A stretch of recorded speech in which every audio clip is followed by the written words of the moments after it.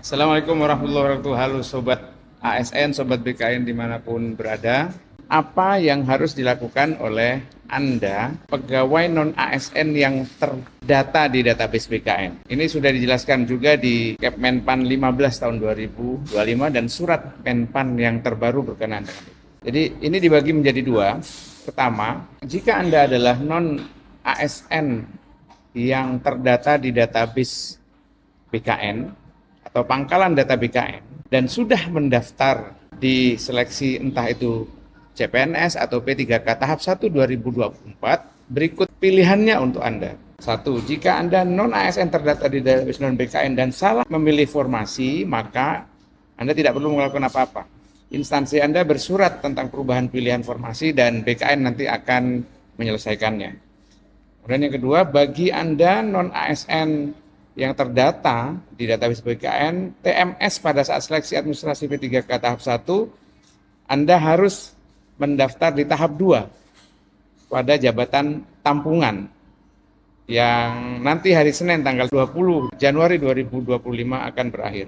Kemudian bagi Anda yang non-ASN terdata di database non-ASN, tetapi TMS di seleksi administrasi CPNS, maka pilihannya adalah Anda wajib mendaftar di tahap 2. Untuk non-ASN terdata di database non-BKN, di TMS-kan oleh instansi pasca pengolahan hasil tahap 1, maka Anda akan diangkat menjadi P3K paruh waktu yang videonya penjelasannya sudah kami sampaikan sebelumnya. Yang kelima, jika Anda non-ASN terdata di database non-ASN, kemudian daftar CPNS tidak lulus SKD atau SKB, kalah di perankingan, maka akan diangkat menjadi P3K paruh waktu.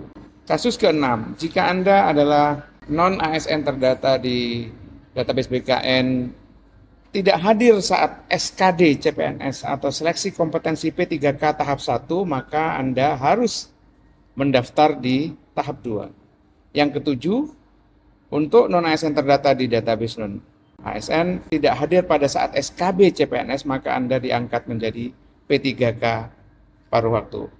Kuncinya, kalau sudah ikut seleksi SKD atau SKB CPNS atau seleksi kompetensi, maka Anda tidak perlu dan tidak boleh mendaftar lagi di tahap kedua, karena hanya satu kali mengikuti seleksi pada saat periode yang sama. Tetapi ada solusinya untuk Anda, yaitu Anda akan diangkat menjadi P3K tahap 1. Baik, selanjutnya kasus yang kedua tentang Anda non-ASN terdata di database BKN, belum mendaftar sama sekali baik di seleksi CPNS maupun P3K, maka satu kasusnya, kalau tidak tersedia formasi pada instansi tempat Anda bekerja, maka Anda harus mendaftar di tahap 2 pada jabatan tampungan yang ada 4 itu ya, OLO, PLO, BUO dan sebagainya, ada 4. Kemudian kasus yang kedua, kalau Anda non-ASN terdata di database non-BKN belum mendaftar di seleksi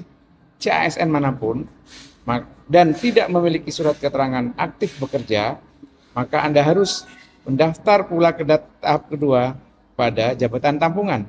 Kasus yang ketiga, jika NIK nomor induk kependudukan Anda terblokir karena pelanggaran seleksi di masa yang lalu, remote access misalnya, atau terbukti memalsukan dokumen dan sebagainya, maka solusinya adalah sesuai Permenpan 6 2024 pasal 24 huruf A, Anda tidak dapat mendaftar di seleksi ASN sampai kapanpun.